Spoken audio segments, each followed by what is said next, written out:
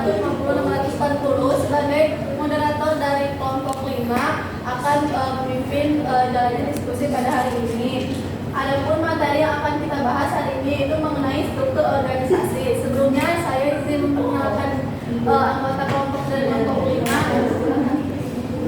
Perkenalkan, nama saya Natasha Syekhayu dengan representasi kelompok 5 sebagai materi terakhir. Saya Pascal Istiadi dengan nomor 1508011 sebagai materi pertama. Untuk mengefisienkan waktu, kita langsung saja ke pembacaan materi. Kepada pemateri pertama, saya persilakan. Terima kasih, moderator.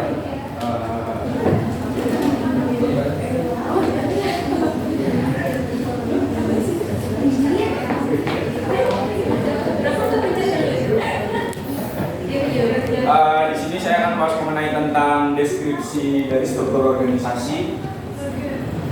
Struktur organisasi itu merupakan sebagai gambaran pembagian orang-orang dalam sebuah organisasi berdasarkan fungsi kerjanya untuk mencapai tujuan organisasi secara keseluruhan. Sedangkan menurut Alfred D. Handler, mengembangkan struktur organisasi merupakan rancangan organisasi. Melalui rancangan itu, setiap organisasi melaksanakan administrasi atas dua hal. Yang pertama itu ada garis wewenang dan komunikasi di antara administratif office dan officer. Dan yang kedua itu garis wewenang dan komunikasi yang menunjukkan bagaimana seharusnya data dan informasi itu diartikan. Sedangkan menurut John Chill, struktur organisasi adalah alokasi formal dari peran atau pekerjaan organisasi, mekanisme administratif untuk mengawasi dan mengintegrasikan aktivitas organisasi, termasuk seluruh aktivitas organisasi yang melintas batas organisasi formal.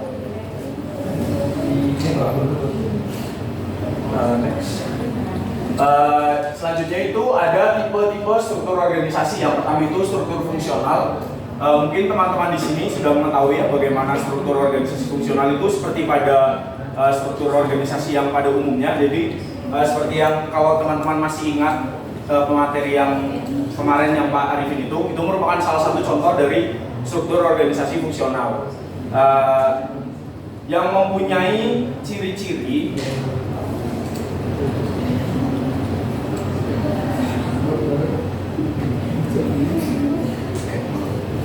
yang kedua itu ada struktur organisasi formal. Kalau struktur organisasi formal itu biasanya lebih mengarah di perusahaan, terus kemudian di suatu kantor, kemudian di suatu tempat-tempat yang benar-benar di dalamnya itu terdapat kegiatan-kegiatan formal dalam penunjang kegiatan tersebut. Nah, struktur organisasi formal ini menurut Al-Liwerli itu mempunyai ciri-ciri. Yang pertama itu hubungan antar personal maupun antar kelompok telah diatur sesuai dengan rancangan format dan biaya sudah ada prosedur tetap. Dan biasanya sudah ada prosedur tetap. Yang kedua itu mempunyai bagian organisasi yang menunjukkan bagaimana seharusnya para personil maupun kelompok dalam organisasi berinteraksi satu dengan yang lainnya. Dan yang ketiga itu sering mempunyai struktur formal yang bersifat non-hierarkis, non-struktural yang bercirikan ada sekumpulan orang yang di dalam struktur tim kerja, ada struktur matriks yang menunjukkan koordinasi, dan ada struktur matriks yang menunjukkan jaringannya. Kemudian selanjutnya itu ada struktur organisasi informal. Nah, struktur organisasi informal ini merupakan kebalikan dari struktur organisasi formal. Jadi dua struktur organisasi ini tuh mempunyai kayak perbedaan lah. Yang pertama itu ciri-cirinya ya, struktur informal itu yang pertama hubungan antar personal maupun antar kelompok tidak diatur secara formal. Kalau tadi yang formal itu diatur secara formal dan yang di informal itu diatur secara informal. Kemudian yang kedua itu tidak mempunyai bagian organisasi yang menunjukkan bagaimana seharusnya para personil maupun kelompok dalam organisasi berinteraksi satu dengan yang lainnya. Kalau yang tadi itu dijelaskannya itu menunjukkan bagaimana cara kerjanya. Kalau yang di informal ini tidak dijelaskan. Kemudian yang ketiga itu struktur ini membentuk apabila organisasi membutuhkan. Dan yang keempat ini struktur organisasi informal ini adanya itu karena relasi antar personal yang terbentuk. Kemudian yang selanjutnya itu ada struktur organisasi sederhana. Kalau soal struktur organisasi sederhana ini sering kita lihat itu di kalau teman-teman dulu itu di ruang kelas gitu, jadi ada ketua kelas, kemudian sekretaris itu, nah itu tuh merupakan struktur organisasi sederhana. Kemudian yang selanjutnya itu ada struktur divisi. Kalau struktur divisi itu hampir sama ya teman-teman dengan struktur fungsional, tapi kalau struktur divisi itu lebih keterkaitannya dengan adanya kepala divisi-divisi gitu. Next, kemudian yang selanjutnya itu ada elemen utama dalam struktur organisasi. Yang pertama itu ada kompleksitas atau bagian-bagian penunjangnya. Itu yang pertama ada diferensiasi horizontal atau keterkaitan antar yang sejajar gitu ya. Kemudian itu ada diferensiasi vertikal atau keterkaitan antara atasan dengan bawahannya. Kemudian yang selanjutnya itu diferensiasi spasial. Terus yang selanjutnya ada formalisasi, yaitu dilakukan dengan dua pola, yaitu melalui aturan, prosedur, dan saksi-saksi regulatif yang disusun oleh pengelola organisasi. Dan yang selanjutnya itu ada sentralisasi, merupakan sejauh mana otoritas formal untuk membuat pilihan-pilihan bebas terkonsentrasi pada seseorang, sebuah unit, atau suatu level sedemikian rupa sehingga para pegawai hanya dimungkinkan memberikan input seminimal mungkin dalam pekerjaannya. Mungkin cukup sekian yang dapat saya sampaikan. Saya kembalikan kepada moderator.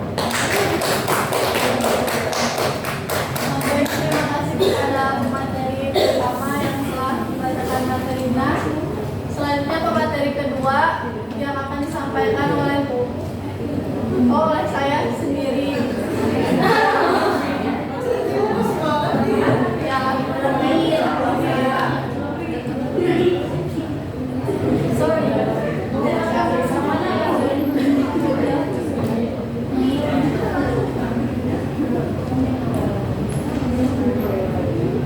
Nah, di sini ada fungsi atau penggunaan struktur dalam organisasi. Yang pertama, ada kejelasan tanggung jawab. Setiap anggota organisasi harus bertanggung jawab dan dengan apa yang harus dipertanggungjawabkan. Yang kedua, kejelasan kedudukan. Kejelasan kedudukan ini dalam struktur organisasi mempermudah dalam melakukan koordinasi maupun hubungan karena adanya keterkaitan penyelesaian suatu fungsi yang dipercayakan kepada seseorang. Yang terakhir ada kejelasan pelayan tugas, yaitu struktur organisasi sangat membantu untuk pemimpin melakukan pengawasan dan pengendalian, dan bagi bawahan akan dapat berkonsentrasi dalam melakukan suatu pekerjaan. Selanjutnya ada faktor-faktor penyebab perbedaan struktur organisasi. Yang pertama ada strategi organisasi.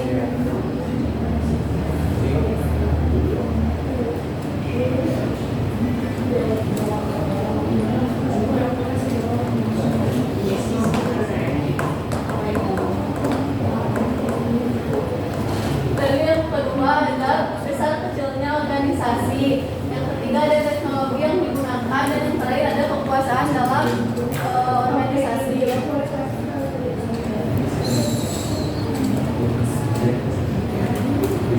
Yang pertama, strategi organisasi, yaitu tidak dapat disangkal bahwa hubungan antara strategi organisasi dengan struktur yang digunakan untuk mencapainya. Keterkaitan itu lebih mudah dilihat dalam mengelola sebuah bisnis, karena keterkaitan antara strategi dengan struktur yang akan digunakan umumnya suatu organisasi memilih satu dari tiga bentuk strategi. Yang pertama ada inovasi, lalu diarahkan kepada minimalisasi biaya atau cost, dan strategi yang sifatnya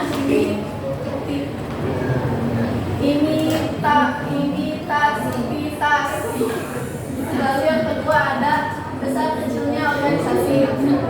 Semakin banyak karyawan yang bekerja pada suatu organisasi, semakin kompleks pula organisasi tersebut. Demikian pula dengan pola pengambilan keputusan untuk kepentingan koordinasi dan pengawasan, mengakibatkan makin banyak keputusan yang diambil oleh kantor pusat yang bersangkutan. Lalu yang ketiga ada teknologi yang digunakan. Berbagai studi yang dilakukan para pakar dan ilmuwan menunjukkan dengan jenis teknologi yang berstruktur, karena keterkaitan tersebut efektivitas kerja akan ditentukan oleh kesesuaian teknologi. Lalu ada teknologi yang digunakan. Kekuasaan dalam organisasi dikaitkan dengan struktur dapat dinyatakan bahwa karena seseorang merasa bahwa sebuah tempatnya bertugas penting maupun karena keinginan untuk menumpuk kekuatan atau kekuasaan.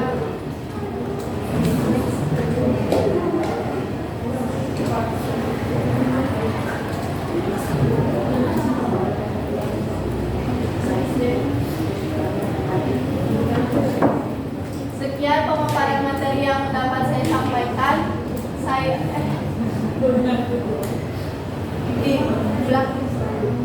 Sekian yang dapat saya sampaikan.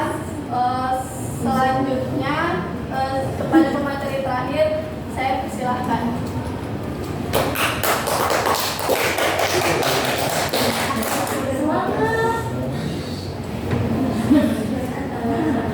Selanjutnya saya akan menjelaskan tentang prinsip dalam mendesain struktur organisasi.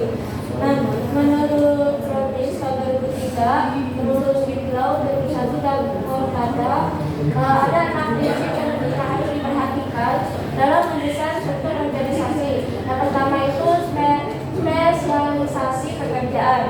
Nah, hal ini didefinisikan sebagai derajat di mana tugas dalam organisasi dibagi menjadi beberapa pekerjaan.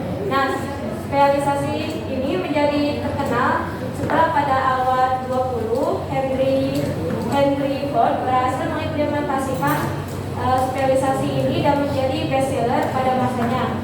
Pengulangan tugas yang serupa dalam jangka waktu yang lama akan meningkatkan produktivitas dan efisiensi sebuah pekerjaan spesialisasi ini. Yang kedua ada departementalisasi. Nah, unsur ini merupakan dampak yang dari realisasi pekerjaan dengan pengembangan pekerjaan yang serupa dalam suatu departemen.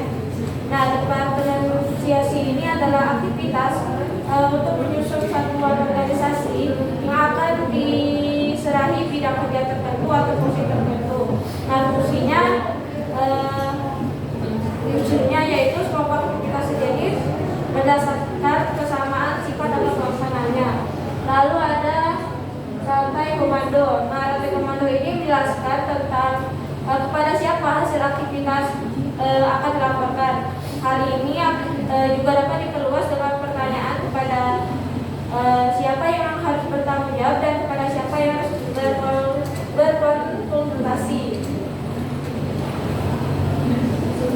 Nah, ada 2 unsur penting dalam menjelaskan konsep rantai komando ini. Yang pertama ada otoritas dan kesatuan. Nah, otoritas ini merupakan hak yang letak pada posisi manajerial sebagai memberikan tugas dan memberikan dan mengharapkan tugas tersebut dapat dipatuhi dan dijalankan. Sedangkan kesatuan pemerintah itu adalah pejabat dan organisasi hendaknya hanya dapat dan bertanggung jawab kepada seorang pejabat tertentu. Selanjutnya ada level pengawasan. Nah, unsur ini mendeskripsikan berbagai jumlah bawahan yang dapat dikelola secara tersier dan tertib oleh seorang manajer.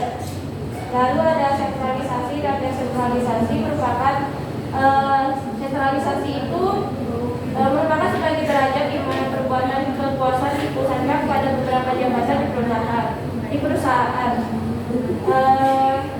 Sedangkan desentralisasi itu adalah merupakan pengalihan tanggung jawab dan wewenang dalam mengambil keputusan dari kantor pusat kepada orang yang beralokasi terdekat dengan situasi yang membutuhkan perhatian.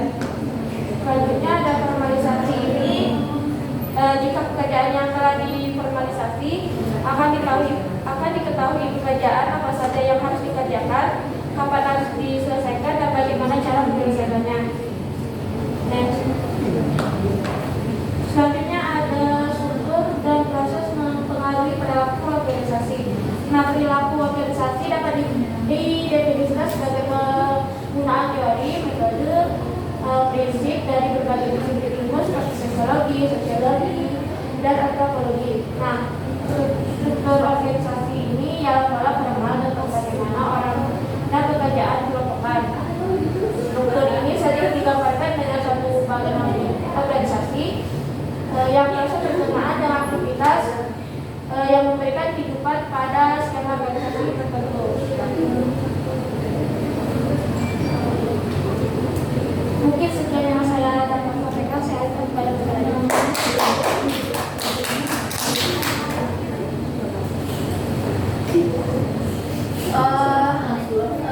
Sekian pemaparan materi dari kami. Mungkin teman-teman semua ada yang ingin bertanya. 1, 2, 3, 4, 5, 6, 7, 8, 9, 10. Oke, baik, jika tidak ada, saya izin membacakan kesimpulan.